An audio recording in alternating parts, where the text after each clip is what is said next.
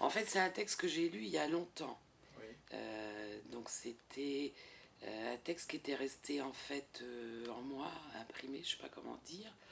Euh, et je l'ai lu en fait à l'époque où j'étais à l'université. J'ai fait des études avec Jean Jourdeuil. Oui. J'avais suivi ses séminaires, notamment sur Heiner Müller, et certains de ses cours sur Brecht.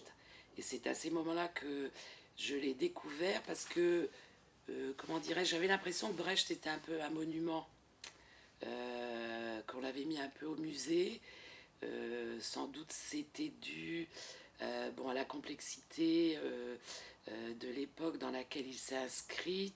J'ai l'impression qu'il était un peu dans des batailles idéologiques.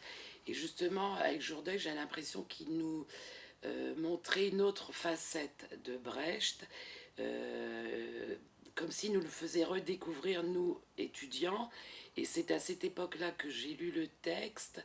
Et ce qui m'avait marqué, c'était la matière très très poétique. Bâle, c'est un héros, je dirais, qui est plus animé par une force vitale. Bon, on reconnaît Nietzsche, il y a des auteurs aussi comme François Villon, les poètes, Rimbaud, Ouais. Verlaine. D'ailleurs, Brecht dit qu'il veut écrire une pièce sur François Villon, qui a été, dit-il, brigand et assassin au XVe Oui. siècle. Il y a une force vitale qui anime Oui. le héros Bâle, et puis il y a cette jouissance physique qui est au présent. Bâle, il est d'une nature particulière, je dirais, puisqu'il veut jouir de tout ce qu'il voit, c'est-à-dire il s'enivre des paysages, des ciels qu'il voit, il s'enivre d'alcool, il s'enivre de corps, des corps des femmes, de corps d'hommes. Donc il y a une jouissance au présent, il y a une sexualité très débordante chez Bâle. Et pour moi, Bâle, c'est Brecht jeune en Mm. fait. Et on Oui. sent qu'il est attiré par ces poètes qui ont eu une vie, je dirais, à la fois anticonformiste, immorale. Et c'est ça qui est beau. Le poète, pour Brecht, c'est quelqu'un qui vit de son immoralité. C'est un poète maudit. En fait, il est autrement que le modèle que la société voudrait qu'il soit. Avec Stanislas, en fait, je projetais Stanislas dans Bâle, c'est un peu Brecht aussi. Stanislas, je regarde des photos de Brecht quand il est jeune et je me dis, tiens, c'est marrant, ils se ressemblent. Parce que je voulais un acteur qui incarne, je dirais, les mots de Brecht, le verbe, mais qui ne soit pas dans une chose qui serait de l'ordre de l'interprétation du jeu. Parce que pour moi, Bâle, c'est comme un long poème. Par contre, il faut incarner la force du verbe, lui donner une vie. Il y a une fougue dans les mots de Brecht. Il y a quelque chose de l'ordre de l'insolence, de la provocation. Donc pour moi, Stanislas, ce qui est important, euh, cette chose qu'on peut construire ensemble, c'est cette incarnation du verbe. Quand je dis que c'est un long poème, c'est pas vraiment, c'est pour dire que c'est pas un texte de théâtre. Je l'aborde pas comme ça. Chaque séquence pour moi est vraiment autonome. Elle a sa propre vie et sa propre couleur. En fait, chaque séquence est pour moi comme un tableau, je dirais.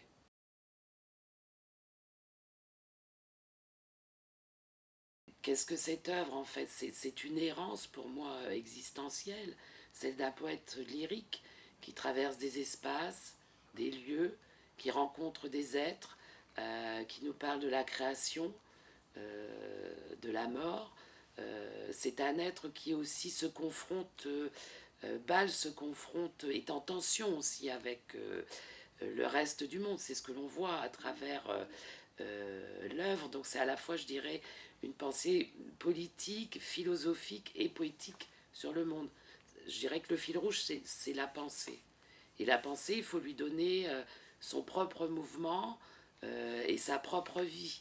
Après, sur le plateau, pour incarner ces espaces, bien sûr, je passe par la technique, euh, le son, la lumière. Et voilà, et c'est ce qui est excitant, c'est justement la difficulté devant laquelle Brecht nous met.